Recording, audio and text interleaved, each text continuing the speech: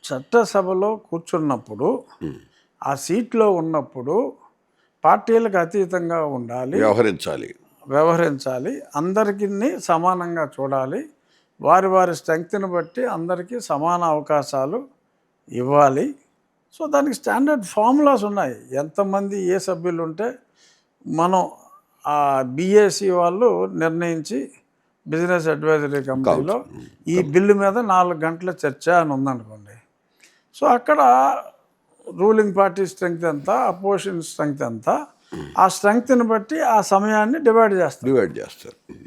So దానికి ఆ guide lines ప్రకారం మనం ఫాలో అవ్వాలి తప్ప ఒకరిని తక్కువ చేసి తక్కువ సమయం ఇవ్వటం, ఇంకొకరికి ఇవ్వవలసిన సమయం కన్నా ఎక్కువ ఇవ్వటం, అటువంటి పక్షపాత వైఖరి ఉండకూడదు అది జరిగినప్పుడు.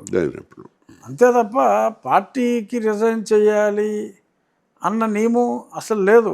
పార్టీకి రిజైన్ చేస్తే సభ్యత్వం పోదు అని షెడ్యూల్ 10లో స్పష్టంగా పేర్కొన్నారు. రాజ్యాంగం ప్రకారం అది యాడ్ చేశారు.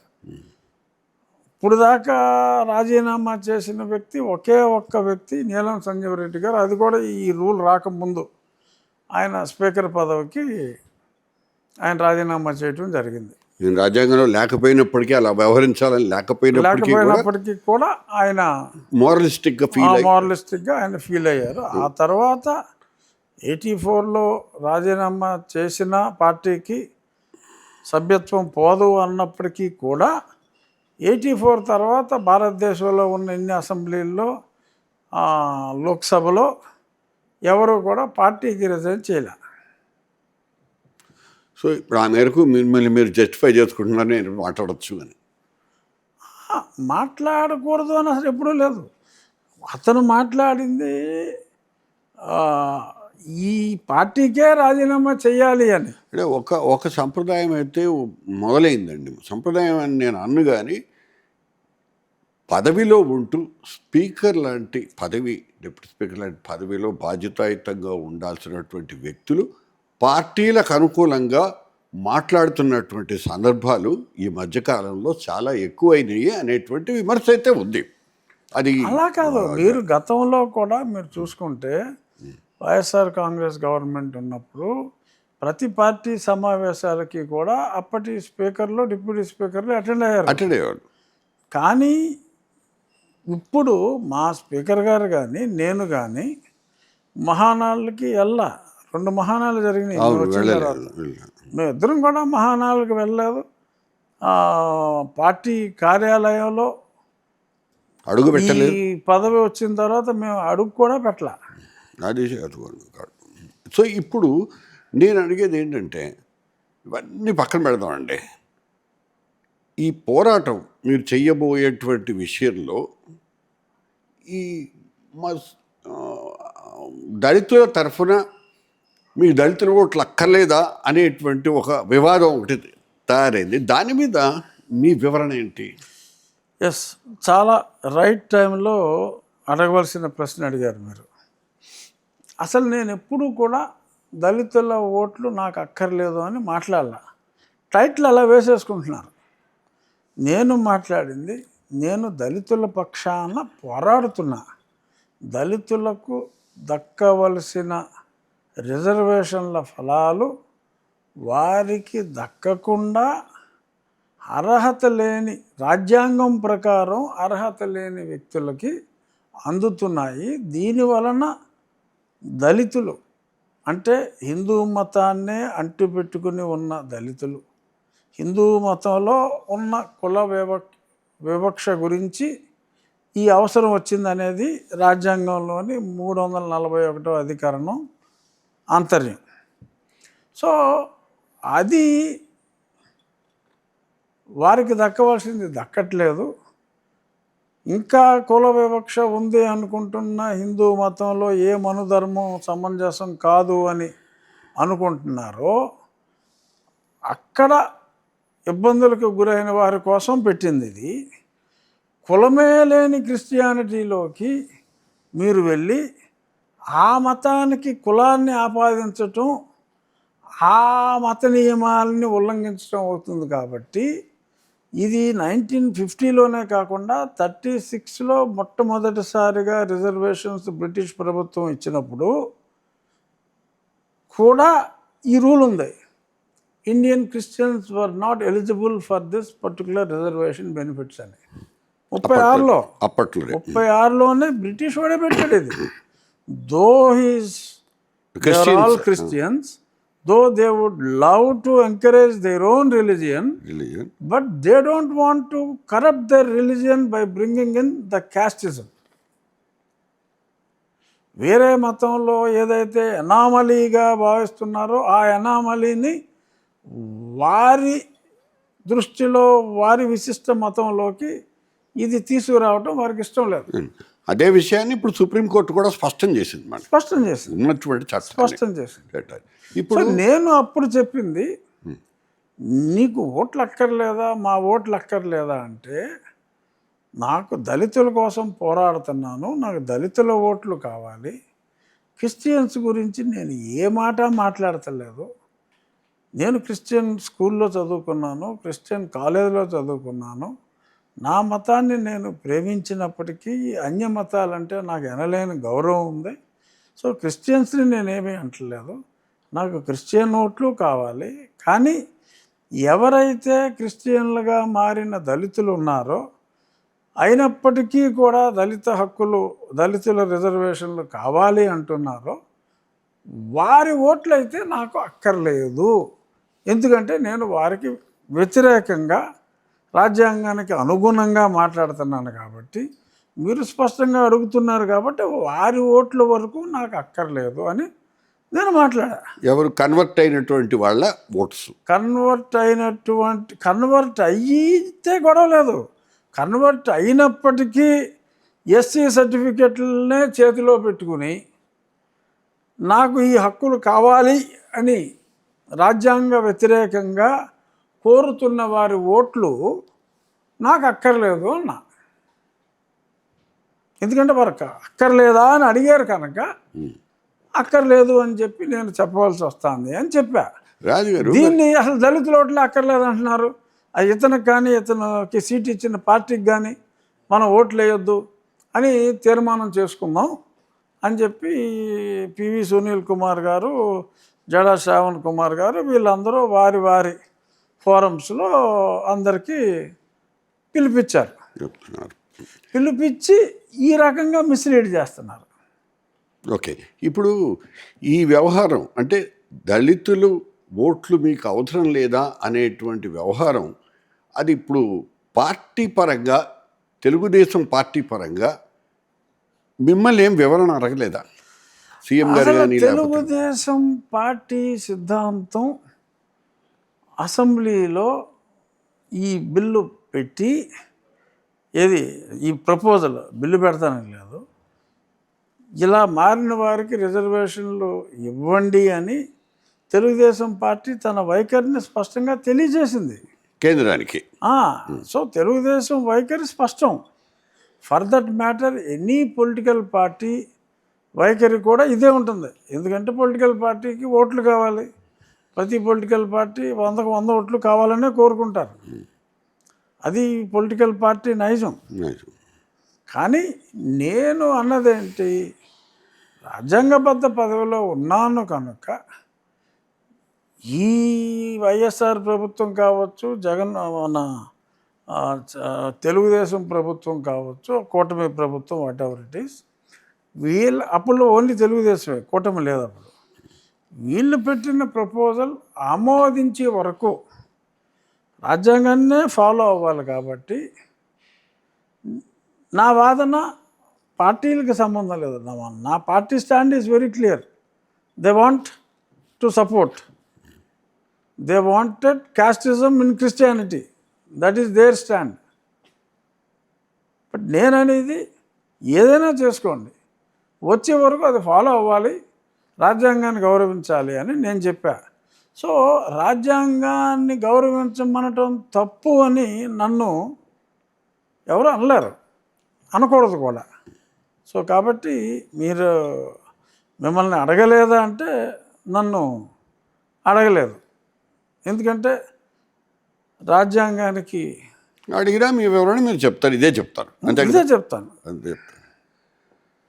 సరే సార్, ఆ విషయాన్ని పక్కన పెట్టేద్దాం. నేను లాస్ట్ టైము ఇంటర్వ్యూ చేసినప్పుడు ఆ, ఆ రోజు నాకు గుర్తులేదు, నెక్స్ట్ డే అనుకుంటా మీ బర్త్డే. అదే రోజు మిమ్మల్ని అరెస్ట్ చేసి తీసుకెళ్లారు.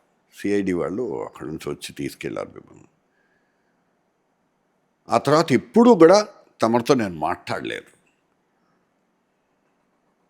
మా ప్రేక్షకులకి, జర్నలిస్ట్ డైరీ ప్రేక్షకులకి ఒక విషయం మీద అంటారు, మీ నోటితోటి ఆ రోజు రాత్రి జరిగింది ఏంటి, ఆ తర్వాతది కొంచెం వివరంగా చెప్పండి. ఓపికగా వింటాను, నో ప్రాబ్లం. గమ్మత్ ఏంటంటే ఇప్పుడు నేను ఏ కుర్చీలో కూర్చున్నానో ఇదే కుర్చీలో కూర్చున్నా. మధ్యాహ్నం అరౌండ్ 3:30 ఆ టైంకి సడన్గా 10 మంది వచ్చేసారు. మా సెక్యూరిటీ వాళ్ళు ఆపితే గేట్ దూకి వచ్చారు. సరే వచ్చి ఒక అరగంట వాగ్వివాదం తర్వాత తీసుకెళ్ళారు గుంటూరు. నా సిఆర్పిఎఫ్ వాళ్ళని మీరు ఎవరు ఉండటానికి వీల్లేదని పంపించాడు ఆ విజయపాల్ అన్నాడు. పంపించిన తర్వాత ఎవరో ఒక సిఐ అండ్ ఒక హెడ్ కానిస్టేబుల్ కాపలాగా ఉన్నారు. వాళ్ళు మేము బయటికి వెళ్ళి భోంచేసి వస్తాం అన్నారు. అంటే నేను సరే వెళ్ళండి, అయితే నేను తలుపు వేసుకుంటానని చెప్పి నేను తలుపేయబోతా ఉంటే వద్దొద్దు తలుపేయొద్దు, 10 నిమిషాల లోపు నేను వచ్చేస్తానంటే ఎవరో సెక్యూరిటీ ఎవరు లేరు కదా అంటే ఇదంతా పోలీసు చుట్టూ ఉన్నారు అని చెప్పారు. 10 నిమిషాల్లో వచ్చేస్తాం, ఊరికి అట్టే వెళ్ళి ఇట్టే వచ్చేస్తాం, తలుపు వేయొద్దు అన్నారు. సరే నేను మంచం మీద పడుకున్నా. వాళ్ళు వెళ్ళిన 3-4 మినిట్స్కి పెద్ద కర్చీఫ్ ఇలా కట్టుకుని 4-5 వచ్చారు. అదే పాత సినిమాలో దొంగలాగా. సినిమాలు ఇలా పెద్ద కర్చీఫ్ ఇక్కడి నుంచి ఇక్కడ దాకా ఇలా ట్రయాంగులర్ షేప్ వచ్చింది ఇలా కట్టేటప్పుడు. ఎవరా అని చెప్పి నేను కేకేశాను. వాళ్ళు లైట్ వేసి డోరు ఇక్కడ ఏదో గొనుగులో ఉంది, దానికి డోర్ లాక్ చేశారు. లాక్ చేసి ఒక బ్యాగ్, క్రికెట్ కిట్, ఈ క్రికెట్ ప్లేయర్స్ బ్యాగ్ వేసుకుని వెళ్తారు కదా, అలా ఒక కిట్, అందులోంచి ఒక బెల్ట్, థిక్ రబ్బర్, థిన్నర్ దాన్ టైర్, థిక్కర్ దాన్ ట్యూబ్, అదొక క్రికెట్ హ్యాండిల్లా ఉంది, దానికి ఇది కట్టేసింది. ఇంకోటేమో వెదురు స్టిక్, ఒక తాడు తీశారు. నాకు ముందు మెడకేసేస్తారేమో అనుకున్నా, అది కాళ్ళకు కట్టారు. ఇంకోటి ఏదన్నా తీసి మళ్ళీ ఇప్పుడు సినిమాల్లో చూడటమే, కాళ్ళు కట్టేసి ఇలాగ ఊరేసిన తర్వాత విలన్లు ఏదో తీసేస్తారు కదా, మళ్ళీ ఆడే ఊరేసుకున్నట్టు. కేకలేస్తానండి, అసలు ఎవడో వచ్చేవాళ్ళు లేడు. అర్థమైపోయింది సీన్, వీళ్ళు వెళ్ళటం వాళ్ళు రావటం ఇదేదో జరిగిన వ్యవహారం ఆర్గనైజ్డ్గానే జరుగుతుంది అన్నది అర్థమైపోయింది. కేకలేసినా పట్టించుకునే వాళ్ళు లేడు. ఒకడు వచ్చి నోరు మూసాడు, ఇంకొకడు కాళ్ళు పట్టుకుని తాడు కట్టాడు. కట్టి ఒక పక్కన ఒకడు ఈ రబ్బర్ బెల్ట్, ఇంకో పక్కన ఒకడు కర్ర, ఇలా కొట్టి ఇలా తీసేటప్పటికి ఆ కర్రతో కొడతాడు, ఆ కర్ర తీసేటప్పటికి బెల్ట్, అలా ఒక 25-30 టైమ్స్ కొట్టి మళ్ళీ ఆ తాడు తీసి గదిలో, ఇంకా అప్పటికే ఒక ఫస్ట్ రౌండ్కే ఫ్రీగా నడిచే పరిస్థితి లేదు, కాలు వాచిపోయినాయి. అలా గోడ మీద చేతి పెట్టుకుంటూ అలా నడిచాం. సో ముందు ఇలా పడుకోబెట్టి ఇలా మంచం మీద ఇలా పడుకుని ఉంటే అదే పొజిషన్లో కొట్టారు. సో కాళ్ళు ఎలా ఉన్నాయి, తర్వాత రివర్స్లో పడుకోమన్నారు. సో కాళ్ళు ఎలా ఉంటాయి, మళ్ళీ కొట్టారు. మళ్ళీ రెండోసారి తిప్పిన తర్వాత మూడోసారి మళ్ళీ ఇలా పడుకోబెట్టి అప్పుడు ఒకడు బండోడు వచ్చి టక్కమని చెస్ట్ మీద కూర్చున్నాడు. ఇది జరిగింది మే 14, 2021. సో నవంబర్ 30, 2020 నాడు నాకు ఓపెన్ హార్ట్ సర్జరీ అయింది. అంటే 5 నెలలు అయింది అప్పుడు. సో కూర్చున్న వెంటనే ఆ హఠాత్ కుదుపుకి నా మంచం వైపున్న తల వైపున్న 2 కోళ్ళు ఇరిగిపోయినాయి. సో మంచం ఎలా అయిపోయింది. సో వాళ్ళకి మరీ యాంగిల్ బ్రహ్మాండంగా ఉంది. ఇంకా నెక్స్ట్ రౌండ్లన్నీ తర్వాత 2 రౌండ్లు ఇంకా అలాగే పడుకోబెట్టి ఇంకా దింపటం నడిపించడం లేకుండా ఒక 5 నిమిషాలు గ్యాప్ ఎక్కువ ఇచ్చి కొట్టేసి వదిలేసి అప్పుడు మధ్యలో నా సెల్ ఫోను ఓపెన్ చేయమన్నారు. ఇక్కడికి వచ్చినప్పుడు సెల్ ఫోన్ లాగేశాడు ఆడు విజయపాల్ గారు. ఆడు తీసుకొచ్చి ఓపెన్ చేయమన్నాడు. సో సెల్ ఫోను ఆ కోడ్ కొట్టేశాను. అది తీసుకుని వెళ్ళిపోయిన వెంటనే మళ్ళీ 2 నిమిషాలకి మళ్ళీ ఆ సిఐ హెడ్ కానిస్టేబుల్ ఇద్దరు వచ్చారు. వచ్చి ఏంటి రాజుగారు ఏమైంది, ఏంటి ఇలాగా మనసు విరిగిపోయింది అన్నారు. అంటే మీకు తెలియకుండానే అవుతుందా, మీరు వెళ్ళారు వాళ్ళు వచ్చారు, వాళ్ళు వెళ్ళారు మీరు వచ్చారు, అంతా అర్థమైపోతుంది, ఎందుకు ఈ డ్రామాలన్నీ అనవసరం. లేదు లేదు ఇక్కడికి ఎవరు రాలేదు అని వాళ్ళు చెప్పేయటం. సో మంచినీళ్ళు అడిగాను, వీళ్ళే మంచినీళ్ళు అడిగా గట్టిగా కొట్టేటప్పటికి కేకలేసి గొంతు ఎండిపోయింది. అప్పుడు ఇప్పుడు నువ్వు మంచినీళ్ళు ఈ చల్లటి నీళ్ళు తాగామంటే సస్తావు నా కొడక, అన్ని బూతులే కొట్టేటప్పుడు కూడా లంజావాడు కానీ అదని ఇదని పచ్చి బూతులు. బెయిల్ క్యాన్సిలేషన్ చేస్తావరా, ముఖ్యమంత్రి బెయిల్ క్యాన్సిలేషన్ చేస్తావరా నా కొడక, పచ్చి బూతులు తిట్టారు. సో వెళ్ళిన తర్వాత వీళ్ళు వేడి నీళ్ళు తాగాలని చెప్పి వీళ్ళు చెప్పారు సలహా వెళ్ళేవాళ్ళు. ఆ తర్వాత వాళ్ళు కూడా వేడి నీళ్ళే తీసుకొచ్చారు. ఈ నీళ్ళు తాగకూడదని చెప్పి కొంచెం గోరువెచ్చని నీళ్ళు మాట అక్కడే ఏం చేశారో కొంచెం గోరువెచ్చని నీళ్ళే మంచినీళ్ళు ఇచ్చారు. ఆ తర్వాత నెక్స్ట్ డే మార్నింగ్ డాక్టర్ వచ్చాడు. చూసి కాళ్ళంతా స్ట్రీక్స్ లాగా నల్ల ప్యాచ్లాగా బ్లడ్ క్లాట్ అయిపోయి ఉంది. ఆ డాక్టర్ కూడా సరే ఈ బ్లడ్ క్లాట్స్ ఈ ట్రావెల్ చేసినాయి అంటే ఈ హార్ట్ ఫెయిల్ అయ్యి after a day or 2 you may collapse, blood thinners వాడాలి అంటే నాకు ఆల్రెడీ ఓపెన్ హార్ట్ సర్జరీ అయింది. సో నేను మీరు అప్పటికే బ్లడ్ థిన్నర్స్ వాడటం మొదలుపెట్టి అంతకు ముందు ఉందా మీరు బ్లడ్ థిన్నర్స్? లేదు, సర్జరీ అయిన తర్వాత it's mandatory, okay, compulsory. So అది జస్ట్ కొంత period you increase the dose, morning ఒకటి ఈవినింగ్ ఒకటి వేసుకోండి, లేకపోతే ఇబ్బంది పడతారంటే రిపోర్ట్లో రాయమన్నా.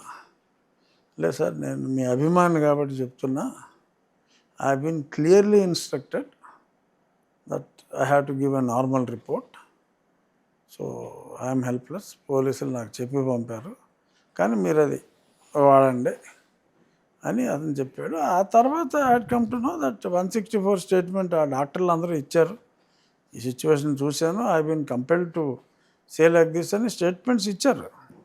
ఇచ్చినప్పటికీ ఇంకా ఇప్పుడు దాకా ఆ సునీల్ కుమార్ అన్నోడిని ఈ ప్రభుత్వం ఎందుకు వదిలేసింది, ఎందుకు అరెస్ట్ చేయలేదు ఇంకా అనేది it's $1 billion question even to మీ.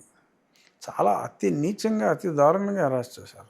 ఇప్పుడు ఈ సునీల్ నాయక్ వీళ్ళ వ్యవహారం ఇదంతా దీని మీద మీరు క్లియర్ కట్గా స్టేట్మెంట్ ఇచ్చారు కదా, అసలు ఎలా జరిగింది అదంతా ఒకసారి చెప్పగలరా? అదే ఇప్పుడు సునీల్ నాయక్ అన్నోడు ఆ రోజు అక్కడే ఉన్నాడు, గదిలోకి రాలేదాడు, ఆడు పక్క గదిలో ఉన్నాడు. అతను విజయపాలు పక్క గదిలో ఉన్నారు. ఒక ఏఎస్ఐ ఆ కేకలన్నీ విని వీళ్ళ దగ్గరకు వచ్చి, బాబు ఈ కేకలన్నీ ఎక్కడికో వినపడుతున్నాయి, మీరు ఏదైనా అయిందంటే ప్రమాదం అని చెప్తే, నీకెందుకురా ఇది పెద్దోళ్ళ వ్యవహారం, నువ్వు నోరు మూసుకో పమ్మని అతను పంపించేశారని అతను 164 స్టేట్మెంట్ ఇచ్చాడు. నేను అవి చదివితే తెలిసింది నాకు. So everyone gave statements very clearly. Sunil Nayak అన్నవాడు అక్కడికి వచ్చినట్టు ఎవిడెన్స్లు అన్నీ ఉన్నాయి, అటు స్పాట్లో ఉన్నట్టు. సో అడిగారు అతన్ని, వై డి యు కమ్ అంటే, ఏదో విఐపి ఎంపీ కదా ఎందుకన్నా మంచిదని నేను వచ్చానంటే, నువ్వే కంప్లైనెంట్వి అక్కడ. Complainant cannot be at the time of arrest. అక్కడ నువ్వే మళ్ళీ ఇన్వెస్టిగేషన్ ఆఫీసర్ లాగా నువ్వే అక్కడ ఉండి అంటే, ఐ డిడ్ నాట్ ఇన్వెస్టిగేట్. కానీ నేను అంటే బియాండ్ డౌట్ అక్కడ అతనికి వచ్చినట్టు ప్రూవ్ అయిపోయింది. సో ఈ కుడ్ నాట్ ఎస్కేప్. సో నేను వచ్చిన మాట నిజం, కానీ నాకేం తెలీదు, అతను కొట్టినట్టు నాకేమీ తెలీదు, అది కరెక్ట్ కాదన్నట్టు. తర్వాత ఆ డాక్టర్ ఎలాగ ఇన్ఫ్లుయెన్స్ చేసింది ప్రభావతి ఇతర డాక్టర్లను అన్నది, ఇతర డాక్టర్లు కూడా స్టేట్మెంట్స్ ఇచ్చేశారు, రిపోర్ట్లు మార్చమని చెప్పి ఈ లేడీ ఎలాగా చేసింది. ఆ తర్వాత వితిన్ 24 అవర్స్ నేను అక్కడికి వెళ్ళటం, మిలిటరీ హాస్పిటల్కి వెళ్ళటం. మిలిటరీ హాస్పిటల్లో ఒక తర్వాత హైకోర్టు జడ్జి అయ్యారు, రిజిస్ట్రార్ జనరల్ని సుప్రీంకోర్టు ఆదేశానుసారం ప్రతి టెస్ట్కి ఆయన ప్రెజెన్స్లోనే ఏది స్కానింగ్ చేసినా ఏది చేసినా కూడా, ఎక్స్రేలు తీసినా అన్నీ ఆయన సమక్షంలోనే తీసి ఆ రిపోర్ట్స్ ఆయన సమక్షంలోనే ఏముందన్నదే క్లియర్గా రాశారు. అందులో చాలా ఈ ఫిజికల్ అబ్యూస్ జరిగిందని వాళ్ళు కన్ఫర్మ్ చేశారు క్లియర్గా. అదే సుప్రీంకోర్టు కూడా పరిగణలోకి తీసుకుంది. ఇంత ఓపెన్గా ముఖ్యమంత్రి కాకముందు ఎన్నో మీటింగుల్లో అయినా చెప్పాడు, ఇలాగ రఘురామకృష్ణరాజుని ఇలాగ గొడ్డుని బాదినట్టు బాదారు, ఎంపీ అని చెప్పి చూడకుండా కూడా ఆ బాధారు అని. కానీ సర్ప్రైజింగ్ ఫ్యాక్ట్ ఏంటంటే, మరి ఇప్పుడు దాకా ఇంకా విచారణ సాగుతూనే ఉంది, కొనసాగుతూనే ఉంది. ఇప్పుడు ఒక్క విషయం అండి, చాలా స్పష్టంగా చెప్పండి, మనసులో ఉన్న మాట మీరు చెప్తారు నాకు తెలుసు. స్ట్రైట్ ఫార్వర్డ్గా, ఈ ప్రభుత్వం మీ ప్రభుత్వం, రాష్ట్రంలో ఉన్నటువంటి ప్రభుత్వం, కేంద్రంలో కూడా మీ ప్రభుత్వం ఉంది, కూటమి ప్రభుత్వం అయినప్పటికీ కూడా ఈ విచారణ 2026 దాకా ఇంకా కొనసాగుతుందంటే, జస్టిస్, న్యాయం అనేది మీ వైపు ఉంటుందా, మీకు దక్కుతుందా అనేటువంటి నమ్మకం మీకుందా ఈ ప్రభుత్వాల మీద? అంటే నమ్మకం అయితే ఇంకా ఉంది. అంటే కోర్టు నుంచి మీకు అనుకూలంగా తీర్పు వస్తుందనా, లేకపోతే విచారణ మీకు అనుకూలంగా? కోర్టు నుంచి అంటే నాకు నిజంగా I'm very sorry to say, ఇప్పుడు సునీల్ నాయక్ యాంటిసిపేటరీ బెయిల్కి వచ్చాడు. సో దానికి ముందే అరెస్ట్ అయ్యాడు. అరెస్ట్ అయిన తర్వాత యాంటిసిపేటరీ బెయిల్ అన్నదే అర్ధరహితం అని చెప్పి ప్రభుత్వం ఆర్గ్యూ చేసింది. దాని మీద డెసిషన్ తీసుకోమని చెప్పి ప్రభుత్వం ఎంగేజ్ చేసిన సీనియర్ న్యాయవాదులు సిద్ధార్థ లోత్రా, సిద్ధార్థ అగర్వాల్ ప్రభుత్వం సైడ్ నుంచి తప్పు లేకుండా ఎంగేజ్ చేశారు. 3 నెలల నుంచి నడుస్తూనే ఉందండి కోర్టులో. 2 సార్లు జడ్జిమెంట్ రిజర్వ్డ్, నేను ఇంకా రెడీ చేయలేదు జడ్జిమెంటు, నాకు కన్ఫ్యూజింగ్గా ఉంది, నాకు ఇంకా సమయం కావాలని చెప్పి జడ్జి మాట్లాడటం జరిగింది. 2 సార్లు వాయిదా వేసి 3వసారి రిజర్వ్డ్ ఫర్ ఆర్డర్ అని చెప్పిన దాన్ని నేను మళ్ళీ వినాలి అని మళ్ళీ అదే న్యాయమూర్తి చెప్పడం జరిగింది. వినాలి అని ఒక డేట్ ఇచ్చిన తర్వాత మళ్ళీ ఈరోజు నేను వినలేను, ఇంకొక రోజు వింటాను అని చెప్పి మళ్ళీ దాన్ని వాయిదా వేయటం జరిగింది. అంటే ఒకసారి జడ్జిమెంట్ రిజర్వ్ అయిన తర్వాత మళ్ళీ వినడం ఏంటి కేసు? అదే ఆశ్చర్యం.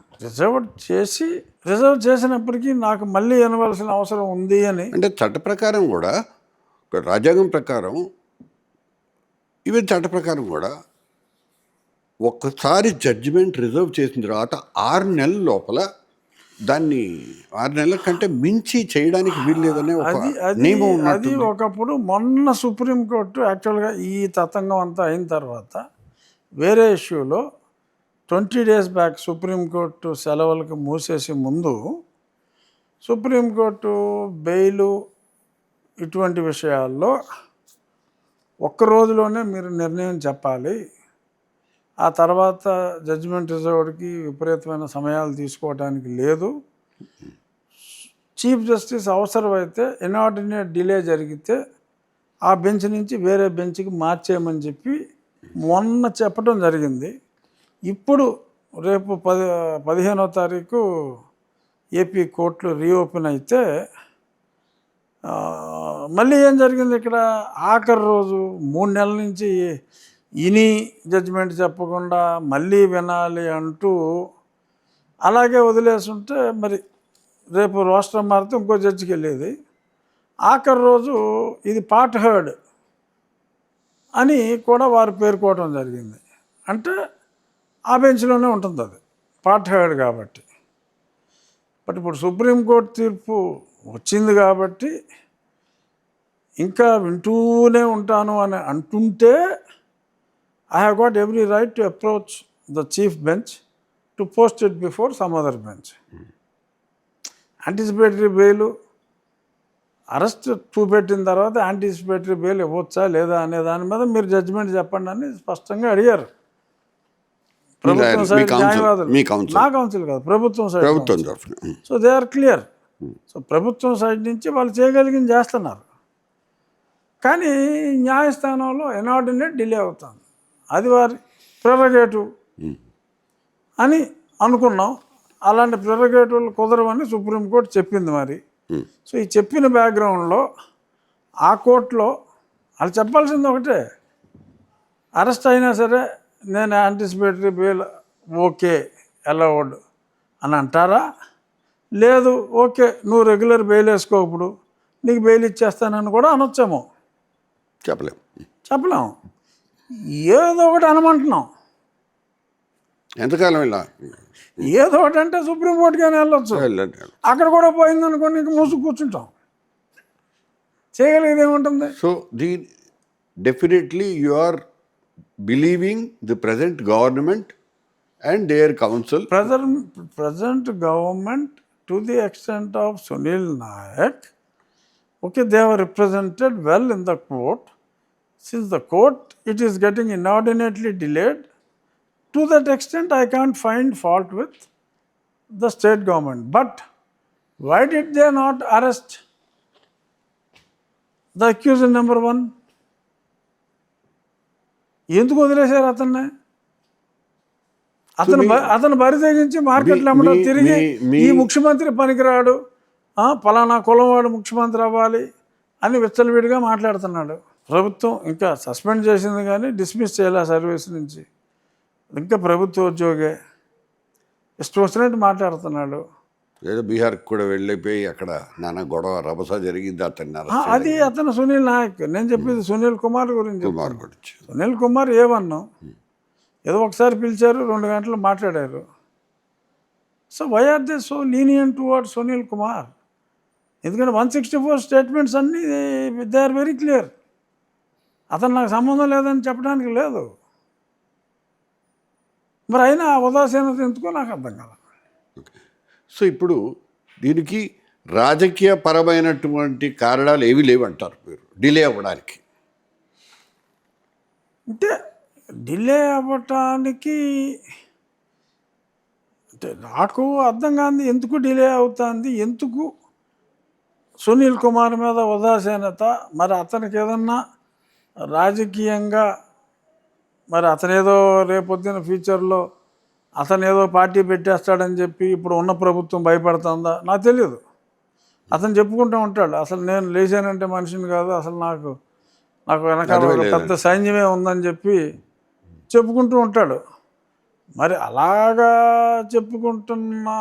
అతను చెప్పుకుంటున్న మాటలు విని ఏమో ఇంత స్ట్రాంగ్గా ఉన్న ప్రభుత్వానికి అలాంటివి పట్టించుకోవాల్సిన అవసరం లేదు. బట్ అలాగని అక్కడ పని జరగట్లేదు. సో ఆ అసంతృప్తి అయితే నాకు తీవ్రంగా ఉంది. నేను ఎన్నోసార్లు ఎక్స్ప్రెస్ చేశాను, మీ ఇంటర్వ్యూలోనే కాదు, in many interviews I had expressed. ఎందుకు ఈ ఉదాసీనత అనేదాన్ని నేను చాలాసార్లు ప్రశ్నించా. మీరు మళ్ళీ గుర్తు చేశారు కాబట్టి ఆ విషయాన్ని మళ్ళీ ప్రస్తావించారు. ఓకే, మీ ఎదురుగుండా నేరుగా ఇప్పుడు గనక జగన్మోహన్ రెడ్డి కూర్చొని ఉంటే, జగన్మోహన్ రెడ్డి గారు అంటే ప్రతిపక్ష నాయకుడు కాబట్టి ఆయన మీ ఎదురుగుండా కూర్చుని ఉంటే మీరు ఆయన్ని అడిగేటువంటి ఫస్ట్ ప్రశ్న ఏంటి? అసెంబ్లీకి ఎందుకు రావట్లేదు, అసెంబ్లీకి రమ్మని చెప్తా. ఆయన రానంటున్నాడు కదా, మీ భయంతోనే రావట్లేదేమో, మీరు స్పీకర్ కదా. ఆయన ఒకవేళ రేపు పొద్దున మిమ్మల్ని మీరు ఆయన్ని ఎలాగో అలౌ చేయరు, పైగా తెలుగుదేశం పార్టీ లేదు. జగన్మోహన్ రెడ్డిని నేను అసెంబ్లీలో కలవటం జరిగింది ఒకసారి. అప్పటికి నేను డిప్యూటీ స్పీకర్ కాదు. Very beginning, very first day తను సభ్యుడిగా ప్రమాణ స్వీకారం చేయడానికి వచ్చిన రోజు నేను కలిసారా మీరు? కలిసాను, మాట్లాడాను. ఏమన్నారు? అప్పటికే తను స్టేట్మెంట్ ఇచ్చి ఉన్నాడు కనుక అది కరెక్ట్ కాదు, అసెంబ్లీకి రాను అంటాం కరెక్ట్ కాదు. అప్పటికి నాకేదో ఈయనేదో డిప్యూటీ స్పీకర్ సీఎం గారు నాకు ఇస్తాడని నేనేమి అనుకోలే. అప్పటికి మంత్రివర్గాలు ప్రమాణ స్వీకారాలు అయిపోయినాయి. సరే, మనకే పదవి లేదు, ఇంక 5 ఏళ్ళు మనకే పదవి రాదు అని నేను అనుకున్నా. ఆ సమయంలో కలిసినప్పుడు అసెంబ్లీకి రానంటాం కరెక్ట్ కాదని చెప్పి నేను చెప్పాను. మిమ్మల్ని డిప్యూటీ స్పీకర్గా పెట్టడం వలన తెలుగుదేశం పార్టీ స్ట్రాటజికల్గా వ్యూహాత్మకంగా వ్యవహరించింది, ఈయన్ని సైలెంట్ చేయటానికి బెటర్ ఏమో అనేటువంటి ఒక వాదన ఉంది బయట. మీరు దాని గురించి ఏమనుకుంటారు? బయట ఆ వాదన ఉన్న మాట నిజం, కానీ అంటే ఇప్పుడు నేను సైలెంట్గా ఉన్నానో లేదో నాకు తెలియదు. మరి ఇప్పుడు నేను సైలెంట్గానే ఉన్నానా? అది మీరు అంచనా వేసుకోవాలి. మీ అంచనా ఏంటని అడుగుతున్నా. మా అంచనా ప్రకారం మీరు మాట్లాడుతూనే ఉన్నారు కదా. ఇప్పుడు ప్రభుత్వం కనుక, ఇప్పుడు మీరు ఫర్ ఎగ్జాంపుల్ అంటే మా పార్టీ అంచనాలు తప్పినాయి కాదు, నేనేమంటున్నా అంటే 2019లో మీరు ఆ పార్టీలో జగన్ పార్టీలో ఉన్నారు, అక్కడ నుంచి మీరు బయటకు వచ్చేసారు. సరే, what ever it may be, 2024 దాకా ఫైటింగ్ నడిచింది, మీరు ఆ పార్టీలోనే ఉన్నారు, పార్టీ మిమ్మల్ని సస్పెండ్ చేయలేదు. తర్వాత ఎన్నికలు వచ్చిన తర్వాత మీరు తెలుగుదేశం టికెట్ మీద మీరు గెలిచారు, ఇంతవరకు బాగానే ఉంది. అయితే అక్కడ ఉన్నంతకాలం, జగన్మోహన్ రెడ్డి దగ్గర ఉన్నంతకాలం ఆ పార్టీ ప్రజల ఆశలకి భిన్నంగా వ్యవహరిస్తోందని మీరు అలిగారా, లేకపోతే వ్యక్తిగత కారణాల వలన జగన్మోహన్ రెడ్డి మీద? నేను అప్పుడు పార్టీని ప్రశ్నించలా, ప్రభుత్వాన్ని ప్రశ్నించా అనునిత్యం. ఏమని? ఇదిగో ఈ తప్పు చేస్తున్నారు, ఈ తప్పు చేస్తున్నారు, ఈ తప్పు చేస్తున్నారు అని కదా. మరి ఇప్పుడు ఉన్నటువంటి తెలుగుదేశం ప్రభుత్వం ప్రజా వ్యతిరేక ధోరణులు కనుక అవలంబిస్తే, లేకపోతే ప్రజలకు ఇచ్చినటువంటి వాగ్దానాల్ని అమలు పరచకపోతే మీరు అదేవిధంగా తెలుగుదేశం ప్రభుత్వం మీద కత్తి తిప్పుతారా, యుద్ధం ప్రకటిస్తారా? ఒకటి, ఆ పరిస్థితి రాదు. 2, నేనున్న పదవిలో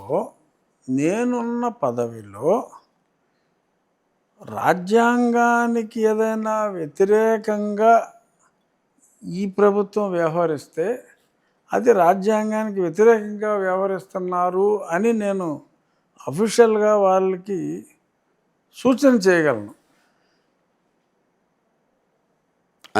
అంతే తప్ప జగన్మోహన్ రెడ్డి మీద యుద్ధం ప్రకటించినట్టుగా కాదు. ఎందుకంటే అప్పుడు నేను రాజ్యాంగబద్ధ పదవి ఎంపీనే, కానీ ఇటువంటి పదవిలో లేను.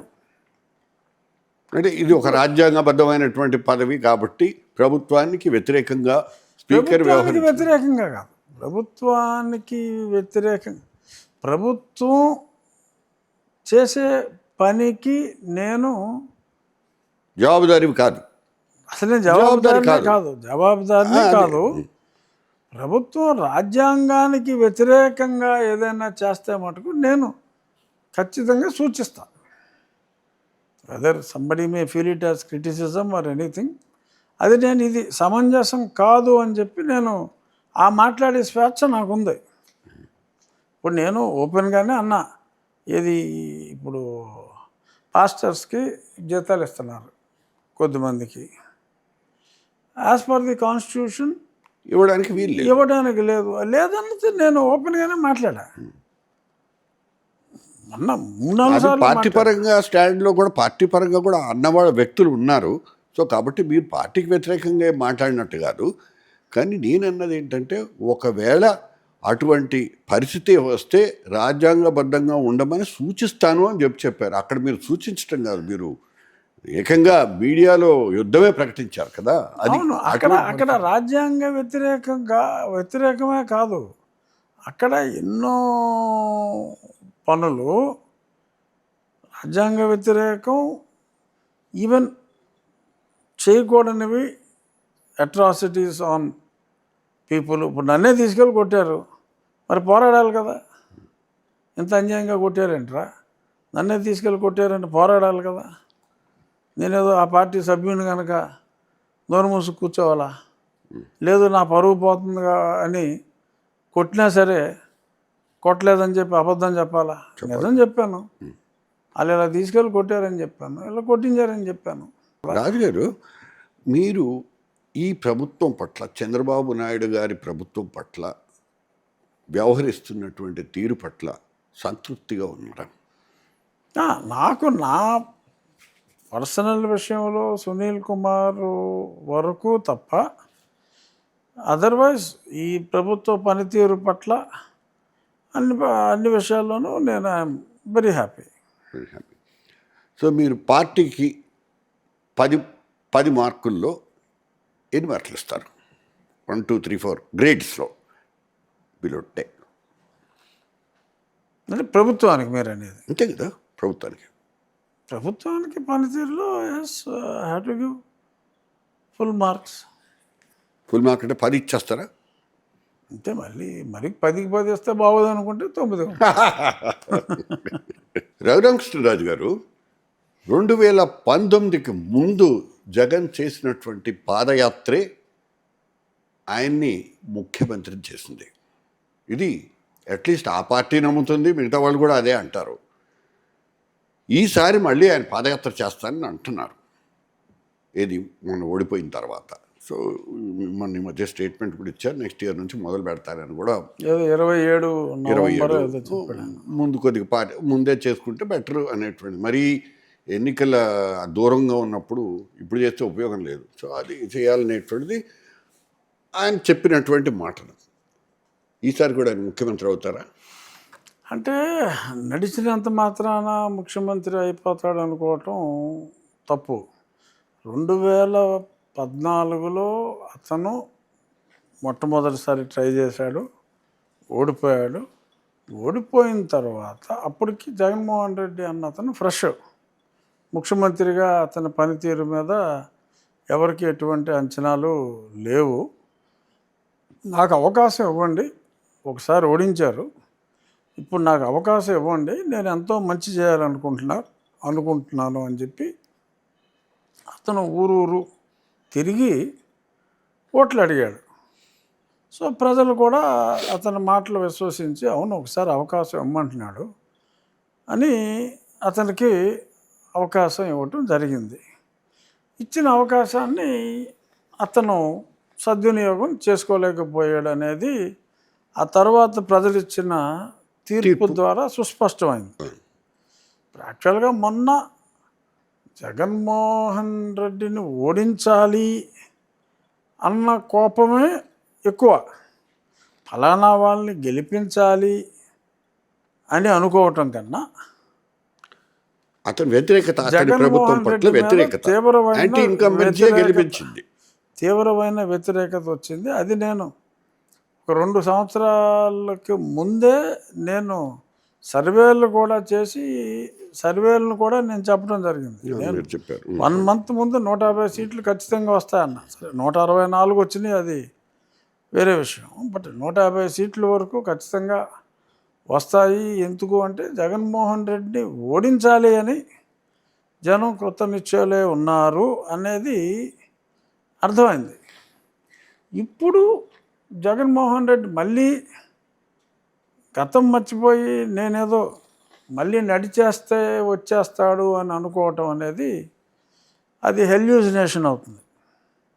వై నాట్ 175 అని ఎలా హెల్యూజినేషన్లో అతను మాట్లాడుకున్నాడో, అతను ఇలా ఇప్పుడు నడిచినంత మాత్రానే వచ్చేస్తానని, ఆయన ఓడిపోయింది ముఖ్యమంత్రిగా ఉన్న పనితీరు, అతని వైఫల్యాలే అతన్ని అతని ఓడించాయి వైఫల్యాలే అనేటువంటి చెప్తున్నారు. అతన్ని ఓడించినాయి. మరి అదే వైఫల్యాలు ఈ ప్రభుత్వాన్ని కూడా ఓడించవచ్చు కదా. పాదయాత్ర వైఫల్యాలు ఉంటే ఈ ప్రభుత్వంలో కూడా ఇప్పటిదాకా లేవు.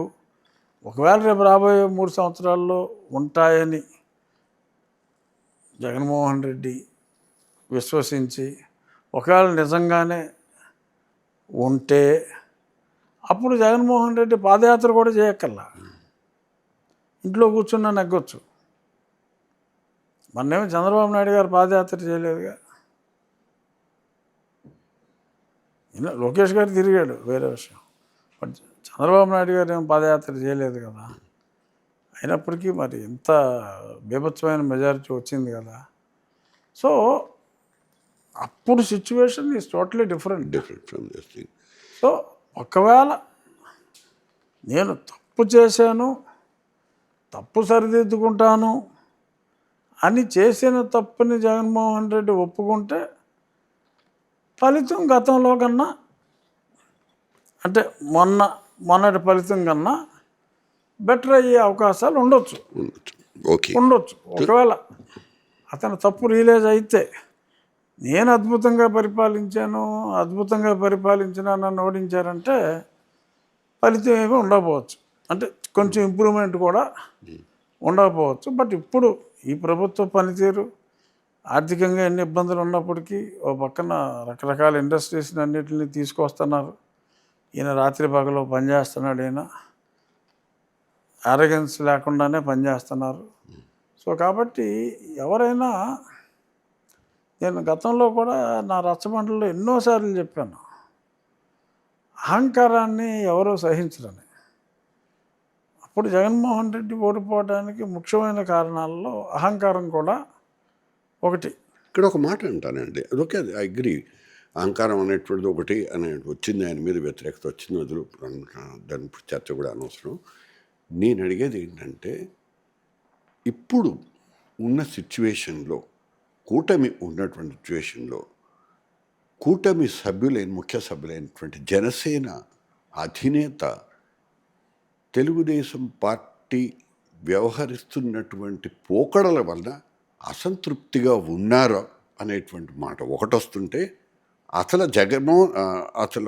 జగన్మోహన్ రెడ్డి వైపు సంగతి పక్కన పెట్టి పవన్ కళ్యాణ్కి సంబంధించినటువంటి వ్యక్తులే, వాళ్ళ పార్టీకి సంబంధించినటువంటి కార్యకర్తలు, నాయకులే పవన్ కళ్యాణ్ పట్ల అసంతృప్తిగా ఉన్నాను. ఈ నేపథ్యంలో ఈ కూటమి మళ్ళీ నిలబడే అవకాశాలు ఉన్నాయా? అంటే మీరు బీజేపీకి చాలా దగ్గరగా ఉన్నటువంటి వ్యక్తులు కాబట్టి, పార్లమెంట్ సభ్యులుగా మీరు దగ్గరగా వ్యవహారాలు చూసినటువంటి వ్యక్తులు కాబట్టి, అక్కడ ఉన్నటువంటి నాయకత్వాన్ని కూడా వాళ్ళు ఈసారి పునరాలోచించుకొని, ఈసారి మేము జగన్మోహన్ రెడ్డి పట్ల సానుకూలంగా వ్యవహరిస్తాము, లేకపోతే జగన్మోహన్ రెడ్డితో కలిసి పోటీ చేస్తాము అనేటువంటి ఆలోచనలు చేసే అవకాశం ఏదైనా ఉందా? నాకు తెలిసి లేదు. ఇప్పుడు ఖచ్చితంగా కూటమి చాలా స్ట్రాంగ్గా ఉంది. పవన్ కళ్యాణ్ గారు ఎన్నోసార్లు ఈ మధ్యన కూడా చెప్పారు, చంద్రబాబు నాయుడు గారి మీద నాకు పూర్తి విశ్వాసం ఉంది, ఆయన పనితీరు అద్భుతంగా ఉంటుంది, ఆయన రాత్రి పగల్లో కష్టపడుతున్నారు, ఇంకో 10 ఏళ్ళు ఆయన్నే ముఖ్యమంత్రి కింద ఉంచుతామని చెప్పి చాలా గట్టిగా పవన్ కళ్యాణ్ గారు ఈవెన్ లాస్ట్ మంత్ కూడా ఆయన చెప్పడం జరిగింది. సో ఆయనకి అసంతృప్తి ఉందనేది మరి కొంతమంది ఆశావాదం అయితే అయి ఉండొచ్చు తప్ప, అంటే ఇప్పుడు ఆయన వరకు ఆయన చాలా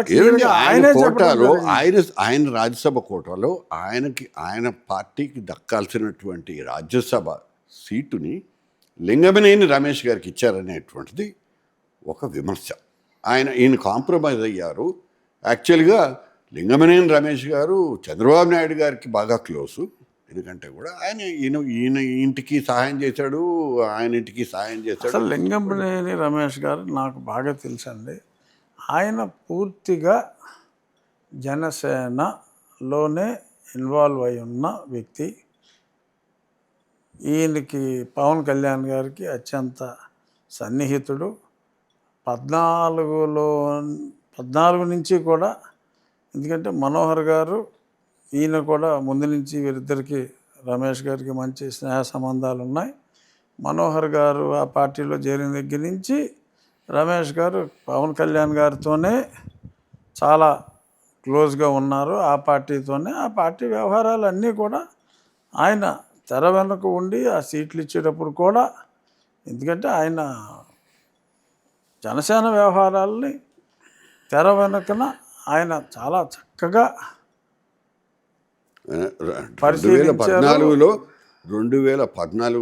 పవన్ కళ్యాణ్ గారు విడిగా కూటమి తరఫునే ఆయన సపోర్ట్ చేశారు పార్టీ వైపు. కానీ అప్పుడు లింగంనేని రమేష్ గారు ఆయనకి చంద్రబాబు నాయుడు గారికి సపోర్ట్ చేశారు, ఆయనకి ఇల్లు ఇచ్చారు. ఇవన్నీ కూడా దాని మీద చాలా విమర్శలు. ఏముందండి, ఇల్లు అద్దెకి ఎవరైనా ఇచ్చుకుంటారు. సో ఆయన బెజవాడలో ఇల్లు ఉంది, ఇక్కడ గెస్ట్ హౌస్ కింద కట్టుకున్న ఇల్లు సడన్గా ఈయన రాత్రి అక్కడికి వెళ్ళినప్పుడు ఆయనకి అతికించుకున్నారు. ఒక ఇల్లు ఎవరికో అతికిచ్చినంత మాత్రాన ఆయన ఇల్లు ఏమీ రాసి ఇచ్చేయలేదు కదా. ఆయన all through has been with Janasena.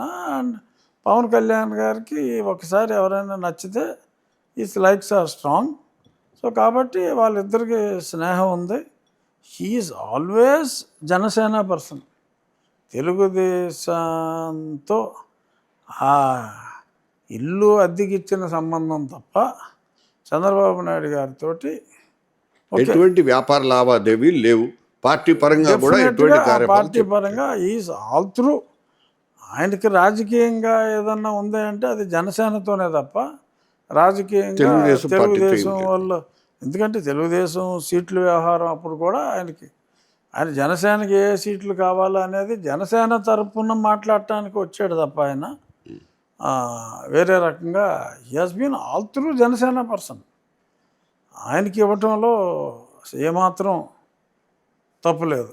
కాకపోతే ఒక కమ్యూనిటీ వాళ్ళు ఇంకో కమ్యూనిటీకి ఇచ్చారు అని చెప్పి అనుకోవచ్చు. కానీ ఆయన ఎన్ని సీట్లు ఆయన కమ్యూనిటీకి ఇవ్వగలరు? ఆయన ఇప్పుడు మంత్రులు ఒకటే కదా, ఇప్పుడు 3 మంత్రుల్లో 2 మంత్రులు ఉన్నారు కదా.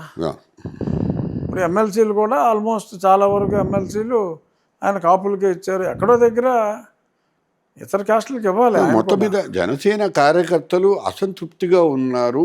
తమ పార్టీ లో తమకు సముచితమైన స్థానం లభించట్లేదు. పవన్ కళ్యాణ్ ఇంకా ఎక్కువగా తెలుగుదేశం వైపే మొగ్గు చూపుతున్నారు, అక్కడ ఒక కట్టుబానిసలాగా వ్యవహరిస్తున్నారు.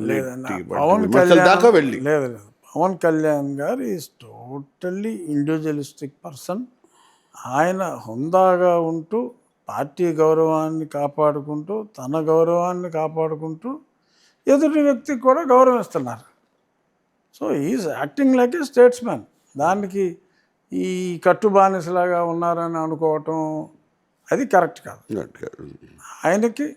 ఆయన పార్టీ నిర్మాణంలో ముందు నుంచి ఆయన 19లో ఆయన కూడా ఓడిపోయిన పరిస్థితుల్లో ఎంతోమంది ఆయన నమ్మిన కొంతమంది కాపు నాయకులు కూడా ఆయన్ని వదిలేసి వెళ్ళిపోయినప్పటికీ కూడా ఈయన్నే అంటిపెట్టుకుని ఉన్న వ్యక్తికి, ఈయన పైనే నమ్మకం ఉంచి అంటిపెట్టుకున్న వ్యక్తికి ఆయన స్పందించిన తీరు డెఫినెట్గా ఆయన అభినందించాలి, సమర్థనీయం. ఓకే, సో మీరు ఎప్పుడైనా ముఖ్యమంత్రి పదవిని ఆశించారా అని మిత్రుడు అడిగాడు నన్ను. ఆ క్వశ్చన్ అడగండి ఆయన్ని.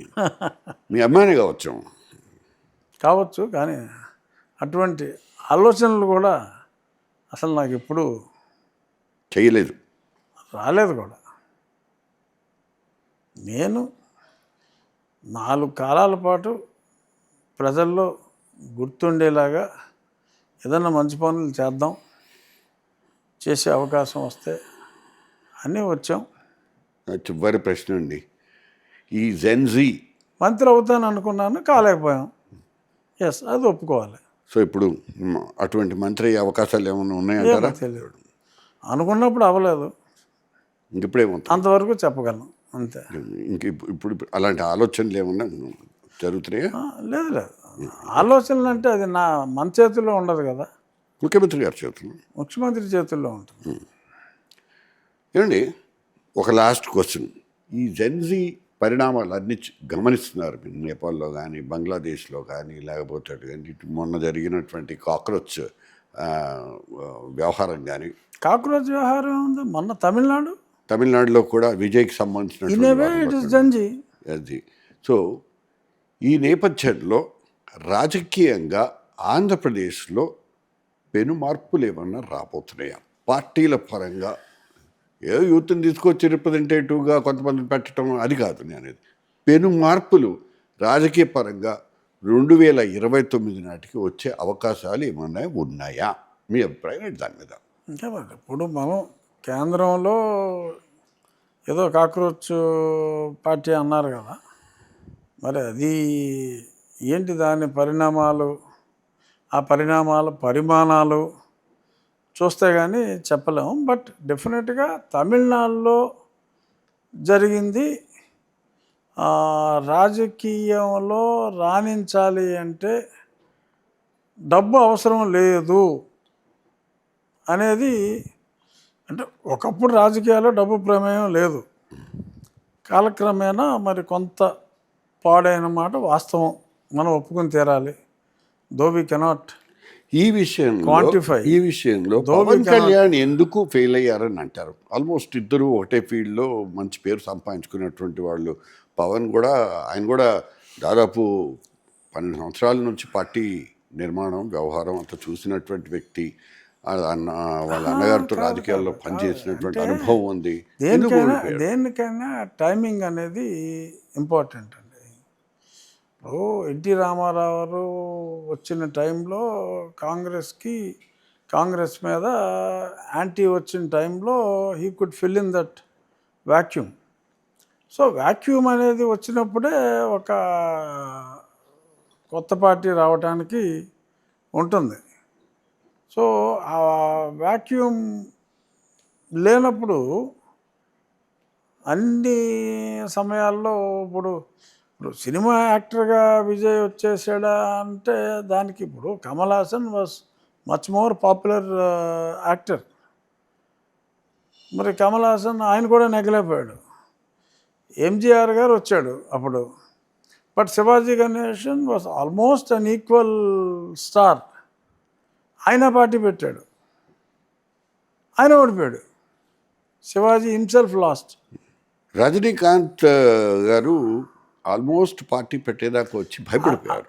అంటే మొన్న రజనీకాంత్ గారు ఒకవేళ పార్టీ పెట్టి ఉంటే ఏమో డెఫినెట్గా రజనీకాంత్ గారు వ్యాక్యూమ్ టైం కాబట్టి ఆయన వచ్చి ఉండేవాడేమో. ఎందుకంటే ఒక వ్యక్తిగా ఆయనకి చాలా మంచి పేరు ఉంది. రజనీకాంత్కి వ్యక్తిగా అద్భుతమైన మంచి పేరు ఉంది. సో కాబట్టి అక్కడ వ్యాక్యూమ్ వచ్చింది. ఈ పాలిటిక్స్కి వీటికి, ఈ పూర్తి ద్రవిడియన్ పాలిటిక్స్కి కూడా కొంచెం విసుగు చెందిన మాట వాస్తవం అనేది ప్రూవ్ అయింది. అంటే ముందు ఎక్స్పెక్ట్ చేయలే ఎవడో. అదే పరిస్థితి ఆంధ్రప్రదేశ్లో రిపీట్ అయ్యే అవకాశం ఉంది.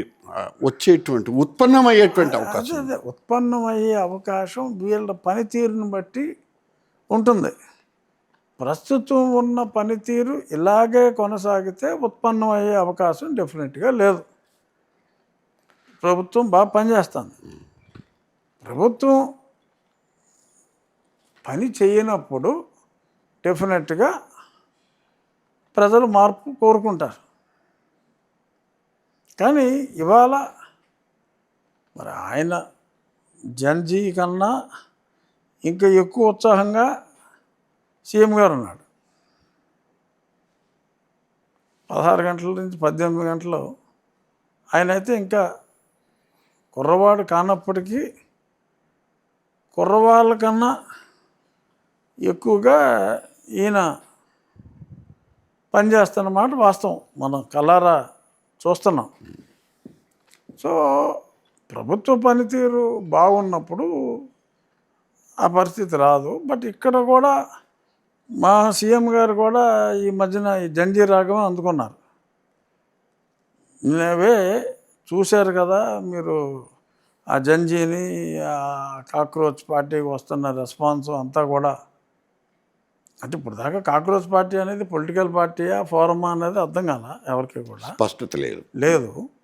బట్ యువకుల ఉద్దేశాలని మనం ఒడిసిపట్టి యువకులకు, అంటే యువతకు అనుగుణంగా మనల్ని మనం మోల్డ్ చేసుకోకపోతే కష్టం. మనం ఉండాలి, ఆ రకంగా ఉండాలి, యువతకి ప్రాధాన్యం ఇవ్వాలి, యువత యొక్క ఆలోచనలకి అనుగుణంగా మనం పని చేయాలి అనే ఒక దృక్పథాన్ని ముఖ్యమంత్రి గారు ఎక్స్ప్రెస్ చేశాడు క్లియర్గా. సో అది ఆయన రియలైజ్ అయ్యారు. ఏంటి ఇప్పుడున్న యువత ఆలోచనలు ఏంటి, వాళ్ళకి ఏం కావాలి, వాళ్ళకి కావాల్సిన విధంగా మనం ఎలా పనిచేయాలి, మనం ఏమన్నా మార్చుకోవాలి అంటే ఎలా మార్చుకోవాలి అనే ఆలోచన ఆయనకి స్పష్టంగా వచ్చింది కాబట్టి ఇబ్బంది ఉండకూడదు. ఒక వీడుకోలు ప్రశ్న నేను అడుగుతున్నాన్ని మరో రకంగా భావించొద్దు, ఓపెన్గా చెప్పేసేయండి. మీకు గనక ఈ పోలీసులు జరిపినటువంటి దౌర్జన్యం, దాష్టికాలు జరిగినట్టు మీకు జరిగినటువంటిది డెఫినెట్గా తప్పు. అది అసంతృప్తిగా ఉంది మీకు ప్రస్తుత ప్రభుత్వం మీద. ఒకవేళ మీకు అసంతృప్తి కంటిన్యూ అయితే రాజకీయంగా మీ ఆలోచనలో ఏదైనా మార్పు వచ్చే అవకాశం ఉందా? రాజకీయంగా నాకేమీ పెద్ద ఆలోచనలు ఏమీ లేవండి. రాజకీయంగా పెద్ద ఆలోచనలు అంటే మీరు ఇంతకుముందు బీజేపీ, ఇంతకుముందు వైఎస్ఆర్సీపీ ఎంపీగా ఉండేవారు, నాకు తెలుగుదేశంలోకి వచ్చారు. చాలా భారీ మార్పే కదా. ఒరిజినల్గా నా కోరిక ఏంటంటే నాకంటూ కొన్ని ఆలోచనలు ఉన్నాయి. ఆలోచనల్ని నేను ఒక పార్లమెంటు సభ్యుడిగా, ఎందుకంటే ఫస్ట్ 2 years పార్లమెంట్లో కూడా నేను మాట్లాడినన్ని సార్లు అసలు ఎవడో మాట్లాడాల, అంత ఎక్కువగా నేను అన్ని చర్చల్లో పాల్గొనేవాడిని. మీరు యాక్టివ్గా ఉండేవారు? చాలా యాక్టివ్గా ఉండేవాడిని. సో నా ఇంట్రెస్ట్ పార్లమెంట్, ఒరిజినల్గా నా ఇంట్రెస్ట్ పార్లమెంటే. మొన్న నాకు సీటు రాలేదు కాబట్టి ఆఖరి నిమిషంలో నేను ఎమ్మెల్యే అయ్యా. So given an opportunity I always try to be మీకు ఆ ఎమ్మెల్యే సీటు దక్కడం కూడా చాలా లేట్గా ఇచ్చారు, చాలా లేట్, ఆఖరి సీట్ నాది. సో అటువంటిది మరోసారి జరగదన్న గ్యారంటీ ఏం లేదు కదా. నుదిటి రాత నమ్ముతారా? నుదిటి రాతని ఖచ్చితంగా నమ్ముతా, ఆల్వేస్. మా టీం మెంబర్స్ కొన్ని క్వశ్చన్స్ కూడా కాదు, ర్యాపిడ్ ఫైర్ అడుగుతున్నారు. వాళ్ళ తరఫున నేను అడుగుతున్నాను, ఈ లీడర్స్ మీద మీ అభిప్రాయాలు 1 wordలో చెప్పాలి. 1 wordలో. 1 word. Okay. First Jaganmohan Reddy. ఫస్టే జగన్మోహన్ రెడ్డా? ఇంకా చాలా మార్పు రావాలి. చంద్రబాబు నాయుడు. పరిణితి చెందిన రాజకీయ నాయకుడు. పవన్ కళ్యాణ్ గారు ఎంతో తపన ఉన్న మంచి వ్యక్తి. Modi. Great leader. Revanth Reddy smart leader. KCR. వ్యక్తిగతంగా ఆయన అంటే నాకు చాలా ఇష్టం. చివరిది చాలా ఆశ్చర్యకరమైనటువంటి ఒక వ్యక్తి నా దృష్టిలో, ఆయన పేరు చెప్తాను, రఘురామకృష్ణరాజు గారు. కొంచెం కాంట్రవర్షియల్ ఫెలో. సో మాకు ఫుడ్ చాలా మంచి ఫుడ్ పెడతారు, ఎందుకంటే మీరు కాంట్రవర్షియల్గా ఉన్నంతకాలం మాకు వార్తలు తప్పుతుంటాయి. యాజ్ మీడియా పర్సన్ వీఆర్ కొంచెమే. So wish you all the best అండి. Thank you. చాలా టైం ఇచ్చారు.